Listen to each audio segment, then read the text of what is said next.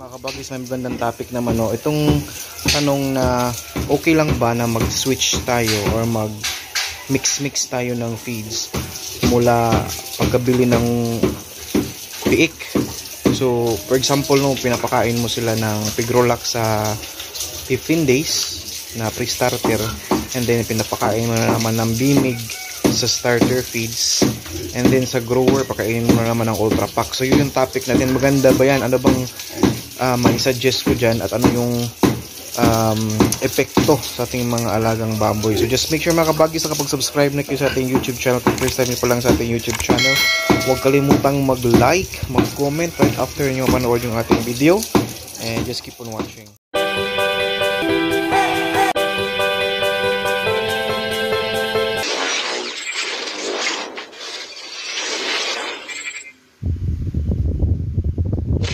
Pakain tayo, no? Before natin pakainin, i-make sure natin na nalinisan natin yung kainan. Yan, dapat malinis yan. Palaging malinis, and then napaliguan natin yung mga baboy. We have to make sure itong ginagawa natin na pagpapaligo before sila pakainin, and after silang pakainin, paliguan na naman. This is one way of preventing mga kabagis ng maraming bulati sa tiyan, no? Pero okay lang naman kasi nga regular naman tayong nag-deworm every month, but this is really effective, no? Before pakainin, linisan, no? Linisan yung katawan, linisan yung kainan, kasi kapag pinapakain mo yan, nilalagay nila yung kanilang paa doon sa mismong kainan, tapos punong-puno ng dumi, yung tae nila, yung dumi nila, dumidikit-dikit dyan. So better na malinis, paliguan muna, no? Linisan muna. Ayan. And dahil marami kaming tubig dito, hindi naman kami naubusan, so talagang ganyan ako talagang malinis na malinis.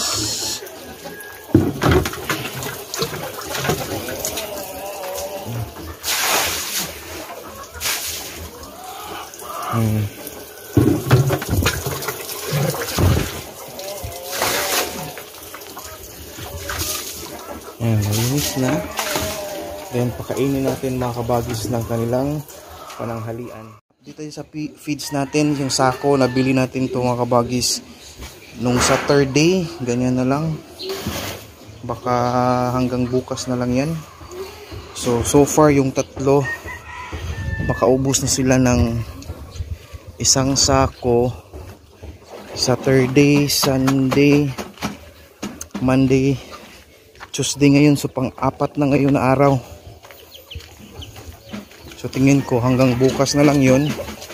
So 5 days lang ang isang sako. So kung ganun mga kabagis, 5 days lang ang isang sako, kumakain sila ng 10 kilo sa isang araw. Ganun na karami, no? Pero estimate lang naman yun kung bukas yun maubos. Pero kung hindi yun maubos bukas, so sa Thursday 6 days mga kabagis, no? 6 days yung ating bali 6 days siya kung sa Thursday yun maubos. Pero estimate lang naman kung maubos bukas, pero tingin ko hindi pa yun maubos bukas, kasi yung pakain natin is 3 kilos sa umaga, 2.5 sa tanghali, and then 3 kilos sa hapon. So mga nasa kulang-kulang 9 kilos mga kabagis yung maubos. Ayan, balik tayo sa topic mga kabagis, no? Ang suggestion ko, if nasubukan ko na kasi nagmi-mix ako ng feeds, nasubukan ko na every grower stage ay halo ko ang Ultra Pack sa Bimig na expert, kasi mas mura ang Bimig na expert mga kabagis. Malaking tipid yon sa bawat sako ng feeds na sa mga 300 plus yung tipid ko kaysa i-pure ko na Ultra Pack. Nangyari man nga ginawa ko yon dahil may rason ako, hindi sa trip ko lang, or hindi dahil sa isang rason lang na makatipid. Aside from that is that yung Ultra Pack kasi kung i-pure mo yon, high density kasi siya. So masyadong mainit yung feeds na yon sa katawan ng baboy, and there are cases like ma-heat stroke yung baboy, ma-heat stroke sila, and then yung may mga cases din na yung baboy hindi na makatayo. Nasubukan ko rin yan na napakatay ko ng maaga yung aking baboy. Nasa 2.5 or 2 months and a half lang, hindi na siya makatayo. Hindi ko alam, wala namang lagnat, wala namang problema, pero pure na Ultra Pack yung pakain ko that time. So kaya pala kasi masyadong mainit sa katawan yung Ultra Pack, and then talagang siksikan sila dito mga kabagis na sa mga ano yun 14 pieces na patinis malalaki. So may isa doon na talagang na heat stroke siya. So ang ginawa ko, pinakatay ko na lang, and then after that, nung next batch na, kasi nagsiksikan din yon, ang ginawa ko na lang is i-mix ko na lang siya sa Ultra Pack with BMIG. Kaya yun yung ginawa ko. Aside from that, kung sa case naman ninyo mga kabagis, kung okay naman yung location, hindi mainit, and then maluwang naman yung lagayan ng baboy ninyo or kulungan, so okay lang yun na pure Ultra Pack kayo. Kung may Ultra Pack, pure BMIG kung may BMIG. So yun lang talaga yung reason, pinaka main reason ko dun kaya nagmi-mix ako.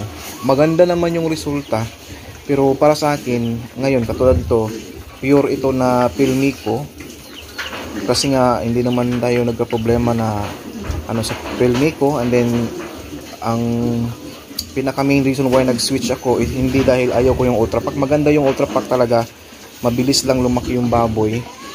However, yung pinaka main reason ko talaga is mainit sa katawan ng baboy. And then kung long distance yung biyahe, long distance yung travel ng baboy, hindi siya talaga maganda, no?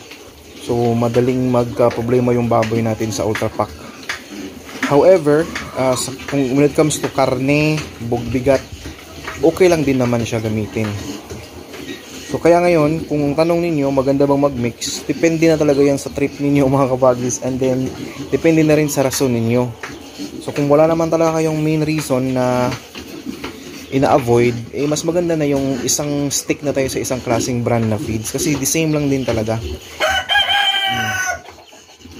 So pwede ninyong gawin na itong batch na to, i-observe niyo with your Pigrolac, no? In the next batch, i-observe niyo with Ultra Pack or BMIG. Ganun lang, hindi yung i-mix talaga natin, kasi yung pangit dyan is mga kabagis, hindi mo talaga ma-determine kung sino or anong feeds yung parang hiyang talaga sa mga alaga ninyo. So stick tayo sa isa, yung pinaka-advise ko. Nangyari lang talaga na nagmi-mix ako before sa grower stage. It was about yun nga, sa resulta na mainit yung panahon that time, and then mahal yung Ultra Pack that time. So hindi ko ma-afford yung pure na Ultra Pack talaga yung pakain ko, kaya nagmi-mix ako. So heads up lang ngayon is na tayo, Pilmico Growix 1 na tayo ngayon. Kumakain na sila, and yun. So I hope na address ko yung question mga kabagis, yung pag-mix. Again, nasa inyo na yan kung ano yung rason ninyo. But binigay ko sa inyo yung rason ko why nag-mix ako that time sa grower stage na feeds. And then ngayon, pure na akong gumagamit ng Pilmico. Second batch na to. Okay, yan sila kumakain. Malapit ng mga kabagis, malapit ng maghilom. Yung nalagay ko lang diyan is sabon, kasi wala na ako nung pang spray na ubusan, baka bukas makabili ako or sa Sabado. Alright.